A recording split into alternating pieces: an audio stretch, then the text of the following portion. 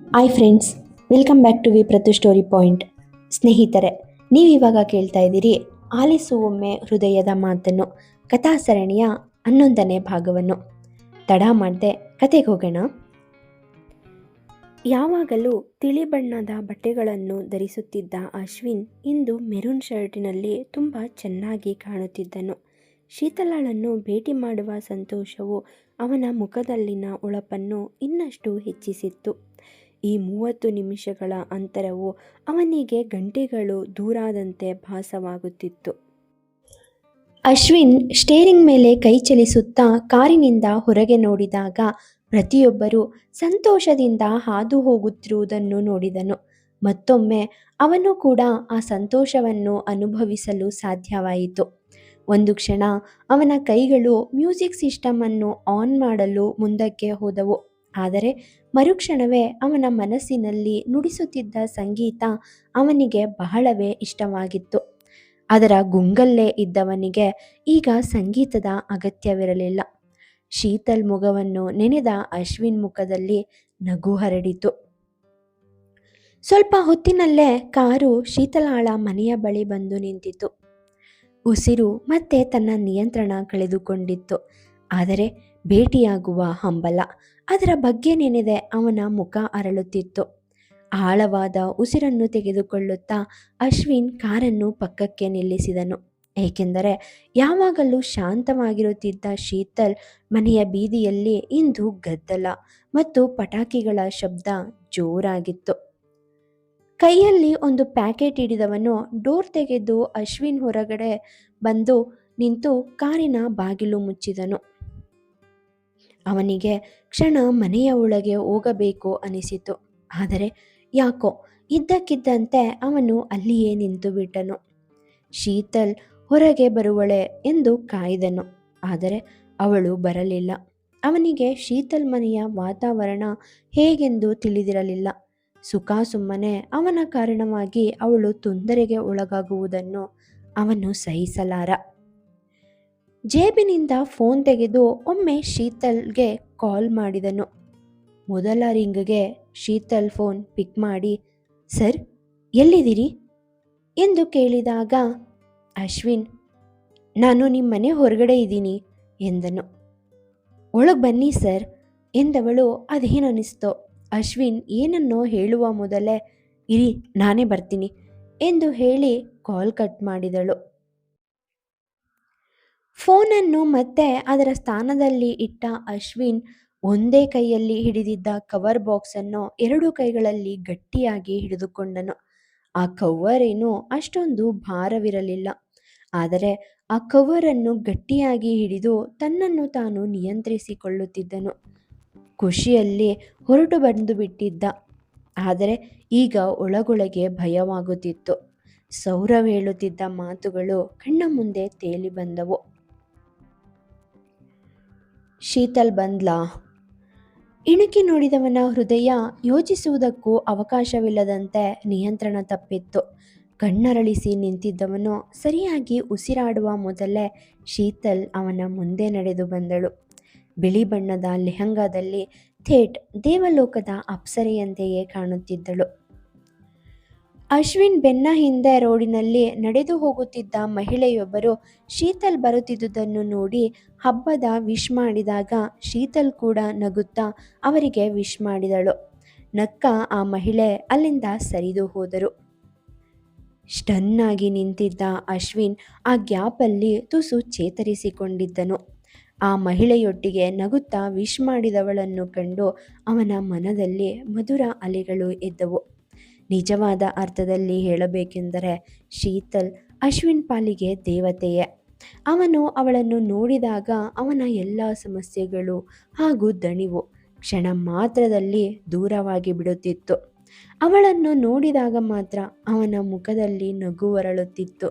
ಅವಳ ಜೊತೆಗೆ ಇರುವಷ್ಟು ಸಮಯ ಅವನು ತುಂಬ ಸಂತೋಷವಾಗಿ ಇರುತ್ತಿದ್ದನು. ಅವನಿಗೆ ಒಮ್ಮೆ ಆಶ್ಚರ್ಯವಾಗುತ್ತಿತ್ತು. ಅವಳು ತನಗಾಗಿ ಹುಟ್ಟಿ ಬಂದ ದೇವಲೋಕದ ಕನ್ನಿಕೆ ಎನಿಸುತ್ತಿತ್ತು ಅವನಿಗೆ. ಏಕೆಂದರೆ ಒಬ್ಬಳು ದೇವತೆಯಿಂದ ಮಾತ್ರ ಇಷ್ಟೆಲ್ಲ ಬದಲಾವಣೆ ಬಯಸಬಹುದಿತ್ತು. ಶೀತಲ್, ಅವಳ ಹೆಸರಿನಷ್ಟೇ ಅವಳು ಸುಂದರ. ಬುದ್ಧಿವಂತೆ ಮತ್ತು ಅವಳ ನಗು. ಆ ನಗುವನ್ನು ಅಶ್ವಿನ್ ನೋಡಿದ ಪ್ರತಿ ಬಾರಿಯೂ ಹೊಸತನದ ಹುರುಪನ್ನು ತುಂಬುತ್ತಿತ್ತು. ಎದೆಯನ್ನು ಕೈಯಲ್ಲಿ ನೀವಿಕೊಂಡ ಅಶ್ವಿನ್ ತನ್ನ ಯೋಚನಾ ಲಹರಿಯಿಂದ ಹೊರಬಂದು ಅವಳತ್ತ ನೋಡಿದನು. ಅವನನ್ನೇ ನೋಡುತ್ತಾ ಕೈಕಟ್ಟಿ ನಿಂತಿದ್ದಳು ಅವಳು. ಬೆರೆತ ಕಣ್ಣುಗಳು ಒಂದು ಕ್ಷಣ ಉಸಿರಾಡಲು ಅವನಿಗೆ ಕಷ್ಟವಾದಾಗ ಅವಳಿಂದ ಕಣ್ಣುಗಳನ್ನು ತಪ್ಪಿಸಿ ಸುತ್ತಲೂ ಕಣ್ಣಾಡಿಸಿದನು. ಆನಂತರ ತುಸು ನಿರಾಳವೆನಿಸಿತು ಅವನಿಗೆ. ಆದರೆ ಶೀತಲ್ ಒಳಗೊಳಗೆ ನಗುತ್ತಾ ಅವನನ್ನು ಮನೆಯೊಳಗೆ ಕರೆದೊಯ್ದಳು. ಶೀತಲ್ ಕರೆದ ಅಶ್ವಿನ್ ಅಳುಕುತ್ತಾ ಅಲ್ಲೇ ನಿಂತಾಗ ಗೊಂದಲದಲ್ಲಿ ಅವನೆಡೆಗೆ ತಿರುಗಿದಳು. ಹ್ಯಾಪಿ ದೀಪಾವಳಿ ಎಂದವನು ತನ್ನ ಕೈಯಲ್ಲಿ ಹಿಡಿದಿದ್ದ ಬಾಕ್ಸನ್ನು ಅವಳಿಗೆ ಕೊಟ್ಟನು. ನಿಮಗೂ ಕೂಡ ದೀಪಾವಳಿಯ ಶುಭಾಶಯಗಳು ಸರ್ ಎಂದು ಹೇಳಿ ಅವನಿಂದ ಬಾಕ್ಸ್ ಪಡೆದುಕೊಂಡಳು. ಬನ್ನಿ ಸರ್, ಮನೆಗೋಗೋಣ. ಶೀತಲ್ ಮತ್ತೊಮ್ಮೆ ಆಮಂತ್ರಿಸಿದಾಗ ಅಶ್ವಿನ್ ಅಳುಕುತ್ತಾ ಅಲ್ಲೇ ನಿಂತನು. ಸರ್, ಏನಾಯಿತು? ಅವನನ್ನು ನೋಡಿ ಕೇಳಿದಳು. ಅದು ಎಂದವನು ಮಾತನ್ನು ತಡವರಿಸಿದಾಗ ನಕ್ಕು ಬಿಟ್ಟಳು ಶೀತಲ್. ನೀರಿನ ಅಲೆಗಳಂತೆ ತೇಲಿ ಬಂದ ಆ ನಗು ಅವನನ್ನು ಮಂತ್ರಮುಗ್ಧನನ್ನಾಗಿ ಮಾಡಿಸಿತ್ತು. ನಾನೇ ನಿಮ್ಗೆ ಆಹ್ವಾನ ಕೊಟ್ಟೆ ಅಲ್ವಾ, ಮತ್ತೆ ಯಾಕೆ ಅನುಮಾನ? ಬನ್ನಿ ಒಳಗೆ ಎಂದಾಗ ಅಶ್ವಿನ್ಗೆ ತುಸು ನಿರಾಳವಾದಂತೆ ಅನಿಸಿ ಅವಳ ಹಿಂದೆ ಹೆಜ್ಜೆ ಹಾಕಿದ. ಸಾಮಾನ್ಯವಾಗಿ ಶೀತಲ್ ಸಣ್ಣ ಅರಳಿನಂತಹ ಕಿವಿಯೋಲೆಗಳನ್ನು ಧರಿಸುತ್ತಿದ್ದಳು. ಆದರೆ ಇಂದು ಅವಳು ಧರಿಸಿದ್ದ ಕಿವಿಯೋಲೆ ಅವಳ ಕೆನ್ನೆಗಳನ್ನು ಮುಟ್ಟಿ ಹಿಂದಕ್ಕೆ ಮುಂದಕ್ಕೆ ಚಲಿಸುತ್ತಿದ್ದವು. ಆ ಓಲೆ ಕೂಡ ಅವಳ ನಗುವಿನೊಟ್ಟಿಗೆ ಪೈಪೋಟಿಗೆ ನಿಂತಂತೆ ಕಾಣುತ್ತಿತ್ತು. ಶೀತಲ್ ನಡೆಯುವಾಗ ಅವಳ ಕಾಲ್ಗೆಜ್ಜೆಯ ಶಬ್ದ ಅವನ ಕಿವಿಗೆ ಮಧುರ ಸಂಗೀತದಂತೆ ಕೇಳಿಸುತ್ತಿತ್ತು. ಹೀಗೆ ಯೋಚಿಸುತ್ತಾ ಆ ಕ್ಷಣವನ್ನು ಮನದಲ್ಲೇ ಆನಂದಿಸುತ್ತಿದ್ದವನು ಬೇರೆ ಏನನ್ನೋ ಯೋಚಿಸುವ ಮೊದಲೇ ಶೀತಲ್ ಜೊತೆ ಮನೆಯ ಒಳಗೆ ನಡೆದನು. ಮನೆ ಸಂಪೂರ್ಣವಾಗಿ ಬೆಳಕಿನಿಂದ ದೀಪಗಳಿಂದ ತುಂಬಿ ಹೋಗಿತ್ತು. ಶೀತಲ್ ತನ್ನ ಲೆಹಂಗಾವನ್ನು 2 ಕೈಗಳಿಂದ ತುಸು ಮೇಲಕ್ಕೆ ಹಿಡಿದು ಮನೆಯ ಮುಂದೆ ಹೊಸ್ತಿಲನ್ನು ದಾಟಿ ಚಿಕ್ಕಮ್ಮ ಎಂದು ಕರೆದಳು. ಅಶ್ವಿನ್ ಆ ಹೊಸ್ತಿಲ ಮೇಲಿಟ್ಟ ದೀಪವನ್ನೇ ನೋಡುತ್ತಿದ್ದ. ಆ ದೀಪ ಶೀತಲ್ ಬಟ್ಟೆಯನ್ನು ಕ್ಷಣ ತಾಕಿದಾಗ ಅವನಿಗೆ ತುಸು ಭಯವಾಯಿತು. ಆದರೆ ಅತಿ ನಾಜೂಕಾಗಿ ಅದರಿಂದ ತನ್ನ ಬಟ್ಟೆಯನ್ನು ದೂರ ಸರಿಸಿದ್ದಳು ಬುದ್ಧಿವಂತೆ ಶೀತಲ್. ಆದರೆ ಹೊಸ್ತಿಲಿನಿಂದ ನಾಜೂಕಾಗಿ ಸರಿದಿದ್ದವಳು ಒಳಗೆ ನಡೆದು ಹಿಂದೆ ಬರುತ್ತಿದ್ದ ಅಶ್ವಿನ್ ಕಡೆ ನೋಡಿದಳು. ನೋಡಿ ನಕ್ಕು ಆತುರವಾಗಿ ಮುಂದೆ ಸಾಗಲು ಹೋದವಳು ಎಡವಿ ಬೀಳಲು ಹೋದವಳನ್ನು ಅಶ್ವಿನ್ ಓಡಿ ಬಂದು ಹಿಡಿದಿದ್ದನು. ಆ ಸಮಯಕ್ಕೆ ಸರಿಯಾಗಿ ಕೆಂಪು ಸೀರೆ ಧರಿಸಿದ್ದ ಹೆಣ್ಣೊಬ್ಬರು ಅವರಿಬ್ಬರ ಮುಂದೆ ಬಂದು ನಿಂತರು. ಆಕೆಯನ್ನು ನೋಡಿದ ಅಶ್ವಿನ್ ತಕ್ಷಣ ಶೀತಲ್ ಕೈಬಿಟ್ಟು ದೂರ ಸರಿದು ನಿಂತನು. ಶೀತಲ್ ಎಡವಿದ ಕಾಲ ಬೆರಳನ್ನು ನೋಡಿಕೊಳ್ಳುತ್ತಿದ್ದಳು. ಹುಷಾರಾಗಿ ನೆಲ ನೋಡ್ಕೊಂಡು ಬರ್ಬೇಕಲ್ವಾ, ಗದರಿದರು ಸುಜಾತ. ಶೀತಲ್ ನಗುತ್ತಾ ಅಶ್ವಿನ್ ಕಡೆಗೆ ಬೆರಳು ತೋರಿಸಿ, ಚಿಕ್ಕಮ್ಮ, ನಾನು ನಿಮ್ಗೆ ಹೇಳಿದ್ದೆ ಅಲ್ವಾ, ಇವರೇ ಅಶ್ವಿನ್ ಸರ್ ಎಂದಳು. ಅಶ್ವಿನ್ ಮುಂದೆ ಬಂದು ಸುಜಾತರ ಪಾದಗಳನ್ನು ಮುಟ್ಟಿದ ತಕ್ಷಣ ಸುಜಾತ ಅವನ ತಲೆಯ ಮೇಲೆ ಕೈಯಿಟ್ಟು, ಯಾವಾಗಲೂ ಸಂತೋಷವಾಗಿರು ಮಗನೆ, ನನ್ನ ಆಶೀರ್ವಾದ ಸದಾ ನಿನ್ನೊಟ್ಟಿಗಿರುತ್ತೆ ಎಂದು ಮನಸಾರೆ ಹಾರೈಸಿದರು. ಸುಜಾತ ಶೀತಲ್ ಕಡೆ ತಿರುಗಿ, ಒಳಗೆ ಕರ್ಕೊಂಡೋಗಿ ಕೂರ್ಸು, ನಾನು ದೀಪ ಹಚ್ಚಿ ಬರ್ತೀನಿ ಎಂದು ಹೇಳಿ ಹೊರ ನಡೆದರು. ಅಶ್ವಿನ್ ಶೀತಲ್ ಜೊತೆ ಹಾಲ್ ಬಳಿ ನಡೆದನು. ಅಶ್ವಿನ್ ಶೀತಲಾಳನ್ನು ಭೇಟಿಯಾಗುವ ಆಸೆಯಿಂದ ಇಲ್ಲಿಗೆ ಬಂದಿದ್ದನು. ಆದರೆ ಇಂದು ಅವನು ಅವಳ ಚಿಕ್ಕಮ್ಮ ಮತ್ತು ಅವಳ ತಮ್ಮನನ್ನು ಭೇಟಿಯಾದಾಗ ಅವನ ಮನಸ್ಸಿನಲ್ಲಿ ಒಮ್ಮೆ ಶೀತಲಾಳನ್ನು ಕೇಳಬೇಕೆಂದು ಬಯಸಿದ್ದ ಎಲ್ಲ ಪ್ರಶ್ನೆಗಳು ಮಾಯವಾದವು. ಶೀತಲ್ ಮತ್ತು ಅವಳ ಚಿಕ್ಕಮ್ಮ ಹೆಚ್ಚಾಗಿ ಸ್ನೇಹಿತರಾಗಿದ್ದರು ಮತ್ತು ಅವಳ ಇಬ್ಬರು ಸಹೋದರರು ಸ್ಟಡಿ ಕಾರಣ ಹೊರಗೆ ವಾಸಿಸುತ್ತಿದ್ದರು. ಆದರೆ ಅವರ ನಡವಳಿಕೆಯೂ ಸಹ. ನವೀನ ಕೂಡ ಸ್ನೇಹಿತನಂತೆ ಅವನೊಟ್ಟಿಗೆ ಬೆರೆತು ಹೋಗಿದ್ದ. ಅಶ್ವಿನ್ ತನ್ನ ಮನದಲ್ಲಿ ತಪ್ಪಾಗಿ ಕಲ್ಪಿಸಿಕೊಂಡಿದ್ದ ಶೀತಲ್ ಸ್ಥಿತಿಗತಿ ಇಲ್ಲಿ ತಲೆ ಕೆಳಗಾಗಿದ್ದವು. ಶೀತಲ್ ಅಥವಾ ಬೇರೆಯವರ ಬಗ್ಗೆ ಇದನ್ನು ಯಾರೇ ಕೇಳಿದರೂ ಇದು ಮೊದಲು ಮನಸ್ಸಿಗೆ ಬರುವ ಪ್ರಶ್ನೆ. ಆದರೆ ಈ ಕುಟುಂಬದ ಪ್ರಕರಣ ಬೇರೆಯೇ ಆಗಿತ್ತು. ಅಂಗಡಿಯಲ್ಲಿದ್ದ ಕಾರಣ ಅವನು ಶೀತಲಾಳ ಚಿಕ್ಕಪ್ಪನನ್ನು ಭೇಟಿಯಾಗಲು ಸಾಧ್ಯವಾಗಲಿಲ್ಲ. ಆದ್ದರಿಂದ ಸ್ವಲ್ಪ ಸಮಯದೊಳಗೆ ಅವನು ಶೀತಲಾಳ ಇನ್ನಿಬ್ಬರು ಸಹೋದರರಾದ ಅಕ್ಷಿತ್ ಮತ್ತು ಅಕ್ಷಯ್ ಅವರನ್ನು ಕರೆದನು. ಅಶ್ವಿನ್ ತನ್ನೊಂದಿಗೆ ತಂದಿದ್ದ ಚಾಕ್ಲೇಟ್ಗಳನ್ನು ಆ ಇಬ್ಬರು ಹುಡುಗರ ಕೈಗೆ ಕೊಟ್ಟು ಹೊರಡಲು ಸಿದ್ಧನಾಗುತ್ತಿದ್ದಾಗ ಸುಜಾತ, ಶೀತಲ್, ನೀನು ದೇವಸ್ಥಾನಕ್ಕೆ ದೀಪ ಹಚ್ಚೋಕೆ ಹೋಗ್ತಾ ಇಲ್ವಾ ಎಂದು ಕೇಳಿದರು. ಶೀತಲ್, ಹೌದು ಚಿಕ್ಕಮ್ಮ, ನಾನು ಹೋಗ್ತಾ ಇದ್ದೀನಿ. ಆದರೆ ಚಿಕ್ಕಪ್ಪ ಬರ್ತಿದ್ದಾರೆ, ಅವರಿಗೋಸ್ಕರ ಕಾಯ್ತಿದ್ದೀನಿ ಎಂದಳು. ಸುಜಾತ, ನಾನು ಪೂಜೆಗೆ ರೆಡಿ ಮಾಡ್ತೀನಿ, ನೀನು ಮಾತಾಡ್ತಾ ಇರು ಎಂದರು. ಸರಿ ಚಿಕ್ಕಮ್ಮ ಎಂದ ಶೀತಲ್ ಅಶ್ವಿನ್ ಕಡೆ ನೋಡಿದಳು. ಅಶ್ವಿನ್ ಸುಜಾತರ ಕಡೆ ನೋಡುತ್ತಾ, ದೇವಸ್ಥಾನ ಎಲ್ಲಿದೆ ಆಂಟಿ ಎಂದು ಕೇಳಿದನು. ಇಲ್ಲೇ ಹತ್ರದಲ್ಲೇ ಇದೆ, ನಮ್ಮ ಮನೆಯಿಂದ ಸ್ವಲ್ಪ ದೂರ ಅಷ್ಟೆ ಎಂದರು. ಅಶ್ವಿನ್, ನಾನು ಶೀತಲಾನ ಅಲ್ಲಿಗೆ ಡ್ರಾಪ್ ಮಾಡಲಾ ಎಂದು ತುಸು ತಡವರಿಸಿದಂತೆ ಹೇಳಿದಾಗ ಶೀತಲ್ ನಿರಾಕರಿಸುವ ಹಂತದಲ್ಲಿದ್ದಳು. ಆದರೆ ಸುಜಾತ, ಸರಿ ಕಣಪ್ಪ ಎಂದರು. ಅವರು ಹಾಗೆ ಹೇಳಿದ್ದನ್ನು ಕೇಳಿದ ಅಶ್ವಿನ್ನ ಕಣ್ಣುಗಳಲ್ಲಿ ಹೊಳಪು ಮೂಡಿದವು. ಅವನನ್ನೇ ನೋಡುತ್ತಿದ್ದವಳಿಗೆ ಆ ಹೊಳಪು ಕಂಡಿತ್ತು. ಶೀತಲ್ ಬೇಡ ಎಂದು ಹೇಳಬೇಕು ಅನಿಸಿದರೂ ಅವಳಿಂದ ನಿರಾಕರಿಸಲು ಸಾಧ್ಯವಾಗಲಿಲ್ಲ. ಕೈಯಲ್ಲಿ ದೀಪದ ಬತ್ತಿಗಳನ್ನು ಹಿಡಿದುಕೊಂಡು ಶೀತಲ್ ಮನೆಯಿಂದ ಹೊರ ನಡೆದಳು. ಗೇಟ್ ಬಳಿ ಬಂದಾಗ ಎದುರಿಗೆ ಬಂದ ಪುಟ್ಟ ಹುಡುಗಿಯೊಬ್ಬಳು, ಶೀತು, ಪಟಾಕಿ ಎಂದು ಹೇಳಿದಳು. ಶೀತಲ್ ಒಂದು ಹೆಜ್ಜೆ ಹಿಂದಕ್ಕೆ ಇಟ್ಟ ತಕ್ಷಣ ಅವಳು ಅಶ್ವಿನ್ನ ಎದೆಗೆ ಡಿಕ್ಕಿ ಹೊಡೆದಳು. ಆದರೆ ಅಷ್ಟರಲ್ಲಿ ಅಶ್ವಿನ್ ಕೂಡ ಒಂದು ಹೆಜ್ಜೆ ಹಿಂದಕ್ಕೆ ಇಡಲಿಲ್ಲ. ಹಾಗೆ ಶೀತಲ್ ಕೂಡ ಮುಂದಕ್ಕೆ ಚಲಿಸಲಿಲ್ಲ.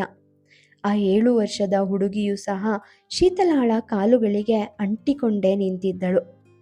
ಶೀತಲ್ ತನಗೆ ತುಂಬಾ ಹತ್ತಿರವಾಗಿದ್ದಾಳೆಂದು ಭಾವಿಸಿದ ಕುಂಟುತ್ತಾ ಕಾರಿನ ಬಳಿ ಬಂದವಳು ಮರು ಮಾತನಾಡದೆ ಏರಿ ಕುಳಿತಳು.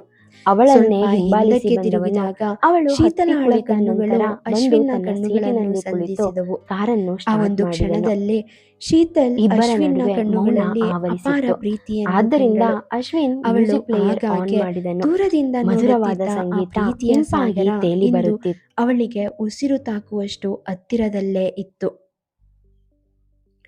ಇದ್ದಕ್ಕಿದ್ದಂತೆ ಪಟಾಕಿ ಸಿಡಿದಾಗ ಶೀತಲ್ ಸ್ವಲ್ಪ ಕೋಪಗೊಂಡಂತೆ ನಟಿಸುತ್ತಾ ಆ ಹುಡುಗಿಯನ್ನು ನೋಡಿ, ಚಿನ್ಕುರುಳಿ, ಸ್ವಲ್ಪ ಹೊತ್ತು ಕಾಯೋಕ್ಕಾಗಲ್ವಾ ಎಂದಳು. ಆ ಹುಡುಗಿ ತಕ್ಷಣ ಇನ್ನೊಂದು ಪಟಾಕಿ ತೆಗೆದು, ಶೀತು ಡಿಯರ್, ಬೇಗ ಹೋಗು, ನಾನು ಇನ್ನೊಂದನ್ನು ಹಚ್ತೀನಿ ಎಂದು ನಕ್ಕಳು. ಶೀತಲ್ ಮುಗುಳ್ನಕ್ಕು ತಕ್ಷಣ ಮುಂದೆ ಸಾಗಿ, ಮಿನಿ ನಾಗವಲ್ಲಿ ಕಣೆ ನೀನು ಎಂದು ನಕ್ಕಳು. ಅವಳನ್ನೇ ನೋಡುತ್ತಿದ್ದ ಅಶ್ವಿನ್ ಕೂಡ ಅವಳನ್ನು ನೋಡಿ ಹಾಗೆಯೇ ಹೇಳಿದ. ಶೀತಲ್ ತನ್ನ ಲೆಹಂಗಾವನ್ನು ಹಿಡಿದುಕೊಂಡು ಮುಂದೆ ಸಾಗುತ್ತಿದ್ದಳು. ಅಶ್ವಿನ್ ಅವಳನ್ನು ಹಾತೊರೆಯುವ ಕಣ್ಣುಗಳಿಂದ ನೋಡುತ್ತಾ ಹಿಂಬಾಲಿಸುತ್ತಿದ್ದ. ಇಬ್ಬರ ನಡುವೆ ಸುಮಾರು 6 ಅಡಿ ಅಂತರವಿತ್ತು. ಅಷ್ಟರಲ್ಲೇ ಶೀತಲ್ ಕಾರಿನ ಬಳಿ ತಲುಪಿದ್ದಳು. ಹಿಂದಿನಿಂದ ಅಶ್ವಿನ್ ಕಾರನ್ನು ಅನ್ಲಾಕ್ ಮಾಡಿ ತನ್ನ ಕೀ ತಿರುಗಿಸುತ್ತಾ ಅತ್ತ ನಡೆದು ಬಂದ. ಶೀತಲ್ ಬಾಗಿಲು ತೆರೆದು ಒಳಗೆ ಕುಳಿತಳು. ಕೆಲವೇ ಸೆಕೆಂಡುಗಳಲ್ಲಿ ಅಶ್ವಿನ್ ಕೂಡ ಬಂದು ಡೋರ್ ಓಪನ್ ಮಾಡಿ ಕಾರಿನ ಒಳಗೆ ಕುಳಿತ. ಇಬ್ಬರ ನಡುವೆ ಮತ್ತೊಮ್ಮೆ ಮೌನ ಆವರಿಸಿತು. ಆದರೆ ಕಾರು ಸ್ಟಾರ್ಟ್ ಮಾಡುವ ಮೊದಲು ಅಶ್ವಿನ್ ತನ್ನ ಪಕ್ಕದಲ್ಲಿ ಕುಳಿತಿದ್ದ ಶೀತಲಾಳನ್ನು ನೋಡಿದಾಗ ಅವಳು ಹೊರಗೆ ನೋಡುತ್ತಿದ್ದಳು. ಅವಳ ಕಣ್ಣುಗಳಲ್ಲಿ ದೀಪದಂತಹ ಬೆಳಕು ಇತ್ತು. ನಗುತ್ತಾ ಅಶ್ವಿನ್ ಕಾರನ್ನು ಸ್ಟಾರ್ಟ್ ಮಾಡಿದನು. ಕಾರು ತುಂಬ ನಿಧಾನಗತಿಯಲ್ಲಿ ಮುಂದೆ ಸಾಗಿತ್ತು. ಅವರಿಬ್ಬರಿಗೂ ಅಂತ ಅರ್ಜೆಂಟ್ ಕೆಲಸವೇನೂ ಇರಲಿಲ್ಲ. ಬಹುಶಃ ಈ ಸಮಯದಲ್ಲಿ ಇಬ್ಬರಿಗೂ ಈ ಡ್ರೈವ್ ಅಗತ್ಯವಾಗಿತ್ತು. ಇಬ್ಬರ ಮೌನದಲ್ಲಿಯೂ ಮಾತುಕತೆಗಳು ಇನ್ನೂ ಕಾರ್ಯನಿರತವಾಗಿದ್ದವು. ಗೇರ್ ಬದಲಾಯಿಸುವಾಗ ಶೀತಲಾಳ ಕಣ್ಣುಗಳು ಮತ್ತೊಮ್ಮೆ ಅಶ್ವಿನ್ನ ಕೈಯ ಮೇಲೆ ಬಿದ್ದವು. ಇಂದು ಅವನ ಕೈ ಮತ್ತೆ ಬಣ್ಣ ಬಣ್ಣದ ದಾರಗಳಿಂದ ತುಂಬಿತ್ತು. ಎಲ್ಲ ದಾರಗಳ ಬಣ್ಣಗಳು ಹೊಸದಾಗಿದ್ದವು. ಅಂದರೆ ಅಶ್ವಿನ್ ಅವುಗಳನ್ನು ಇಂದು ಅಥವಾ ಇತ್ತೀಚೆಗೆ ಕಟ್ಟಿರಬೇಕು. ಅವನ ಶರ್ಟ್ನ ಬಣ್ಣ ಅವನಿಗೆ ತುಂಬ ಚೆನ್ನಾಗಿ ಹೊಂದುತ್ತಿತ್ತು. ಹಾಗಾಗಿ ಅವನು ಆಗಾಗ್ಗೆ ಅಂತಹ ಬಟ್ಟೆಗಳನ್ನು ಏಕೆ ಧರಿಸುವುದಿಲ್ಲ ಎಂದು ಶೀತಲಾಳ ಮನಸ್ಸಿಗೆ ಬಂತು. ಅವು ಯಾವಾಗಲೂ ಅವನಿಗೆ ದುಗುಳೆಯಾಗಿ ಕಾಣುತ್ತಿದ್ದವು. ಇಂದು ಅವನು ಇಂದು ಅವನ ಶರ್ಟ್ನ ಗುಂಡಿ ತೆರೆದಿರಲಿಲ್ಲ. ಹೌದು, ಬಹುಶಃ ಅವನು ಅದನ್ನು ತೆರೆಯುತ್ತಿದ್ದನೇನೋ. ಆದರೆ ಶೀತಲ್ ಮನೆಗೆ ಹೋಗುವುದರಿಂದ ಇಷ್ಟು ಡೀಸೆಂಟ್ ಮೇಂಟೈನ್ ಮಾಡಿರಬೇಕು. ಆದರೆ ಶೀತಲ್ಗೆ ನೆನಪಾಯಿತು. ಹೌದು, ಅವಳು ಅಶ್ವಿನ್ನನ್ನು ಮನೆಯ ಹೊರಗೆ ನೋಡಿದಾಗ ಆ ಬಟನ್ ತೆರೆದಿತ್ತು. ಆದರೆ ಅವನು ಮನೆಗೆ ತಲುಪಿದಾಗ ಶೀತಲ್ ತುಟಿಗಳು ಮತ್ತೊಮ್ಮೆ ಅರಳಿದವು. ಇದ್ದಕ್ಕಿದ್ದಂತೆ ಅಶ್ವಿನ್ ಫೋನ್ ರಿಂಗ್ ಆಯಿತು. ಅವನು ಸ್ಟೇರಿಂಗ್ ತಿರುಗಿಸುತ್ತಲೇ ಫೋನ್ ಪಿಕ್ ಮಾಡಿದ. ಶೀತಲ್ ಕಿಟಕಿಯಿಂದ ಹೊರಗೆ ನೋಡುತ್ತಾ ಕುಳಿತಳು. ಹಾಂ ಅಮ್ಮ. ಇಲ್ಲ, ಅದು ಹಾಗಲ್ಲ, ನನ್ನ ಫ್ರೆಂಡ್ನ ಭೇಟಿಯಾಗೋಕೆ ಬಂದಿದ್ದೀನಿ ಎಂದನು. ಶೀತಲ್ ಒಮ್ಮೆ ಅವನನ್ನು ನೋಡಿ ಮತ್ತೆ ಕಿಟಕಿಯಿಂದ ಹೊರಗೆ ನೋಡುತ್ತಾ ಕುಳಿತಳು. ಇದ್ದಕ್ಕಿದ್ದಂತೆ ಅವರು ದೇವಸ್ಥಾನ ತಲುಪಿದ್ದರಿಂದ ಅಶ್ವಿನ್ ಮಾತನಾಡುತ್ತಾ ಕಾರನ್ನು ಮುಂದಕ್ಕೆ ಚಲಿಸುತ್ತಾನೆ ಎಂದು ಅವಳು ಭಾವಿಸಿದಳು. ಅವನ ತಾಯಿ ಫೋನ್ನಲ್ಲಿದ್ದ ಕಾರಣ ಶೀತಲ್ಗೆ ಏನು ಮಾಡಬೇಕೆಂದು ತೋಚಲಿಲ್ಲ. ತಕ್ಷಣ ಸ್ಟೇರಿಂಗ್ ಹಿಡಿದಿದ್ದ ಅಶ್ವಿನ್ನ ಕೈಯ ಮೇಲೆ ತನ್ನ ಕೈಯನ್ನು ಇಟ್ಟಳು. ಶೀತಲ್ ಕಡೆಗೆ ದೃಷ್ಟಿ ಹರಿಸಿದ ಅಶ್ವಿನ್ ಕಣ್ಣುಗಳು ಇನ್ನಷ್ಟು ಅಗಲವಾಗಿದ್ದವು. ಶೀತಲ್ ತನ್ನ ಕಣ್ಣುಗಳನ್ನು ಅತ್ತ ತಿರುಗಿಸಿ ದೇವಾಲಯದ ಕಡೆಗೆ ಬೆರಳು ತೋರಿಸಿದಳು. ಅರಳಿದ್ದ ಅಶ್ವಿನ್ನ ಕಣ್ಣುಗಳು ಕ್ಷಣ ಬಾಡಿದವು. ಸ್ಟೇರಿಂಗ್ ತಿರುಗಿಸುತ್ತಾ ಅಶ್ವಿನ್ ದೇವಸ್ಥಾನದ ಹೊರಗೆ ಕಾರನ್ನು ನಿಲ್ಲಿಸಿದನು. ಶೀತಲ್ ನಗುತ್ತಾ ಕಾರಿನಿಂದ ಇಳಿದಳು. ಈ ಒಂದು ನಿಮಿಷದಲ್ಲಿ ಅಶ್ವಿನ್ ಮೌನವಾದಾಗ ಸುಮಂಗಲಾರ ಹಲೋ ಧ್ವನಿ ಇನ್ನೊಂದು ಕಡೆಯಿಂದ ಬರಲು ಪ್ರಾರಂಭಿಸಿತು. ದೇವಸ್ಥಾನದ ಒಳಗೆ ಹೋಗುತ್ತಿದ್ದ ಶೀತಲಾಳನ್ನು ನೋಡಿದ ಅಶ್ವಿನ್, ಇನ್ನು 5 ಮಿನಿಟ್ಸ್ ನಾನಲ್ಲಿರ್ತೀನಿ ಎಂದು ಹೇಳಿ ಮರುಕ್ಷಣವೇ ಕರೆಯನ್ನು ಕಡಿತಗೊಳಿಸಿ ದೀರ್ಘವಾಗಿ ಉಸಿರು ತೆಗೆದುಕೊಂಡು ಕಾರನ್ನು ಪಕ್ಕಕ್ಕೆ ನಿಲ್ಲಿಸಿ ದೇವಸ್ಥಾನದ ಒಳಗೆ ಬಂದನು. ಸಹೃದಯದ ಸಾಹಿತ್ಯ ಅಭಿಮಾನಿಗಳೇ, ಥ್ಯಾಂಕ್ ಯು ಸೋ ಮಚ್ ಈ ಚಾನಲ್ನ ವಿಸಿಟ್ ಮಾಡಿದ್ದಕ್ಕೆ. ಕತೆ ಹೇಗೆ ಬಂದಿದೆ ಅಂತ ಕಮೆಂಟ್ ಮೂಲಕ ತಿಳಿಸಿ. ಹಾಗೆ ಹೊಸಬ್ರು ಯಾರಾದರೂ ನೋಡಿ ನಿಮ್ಗೆ ಈ ಕತೆ ಇಷ್ಟ ಆಯಿತು ಅಂತ ಅಂದರೆ ಚಾನಲ್ನ ಸಬ್ಸ್ಕ್ರೈಬ್ ಮಾಡ್ಕೊಳ್ಳಿ. Thank you so much. Sirigannadam ಗೆಲ್ಗೆ, ಸಿರಿಗನ್ನಡಂ ಬಾಳ್ಗೆ.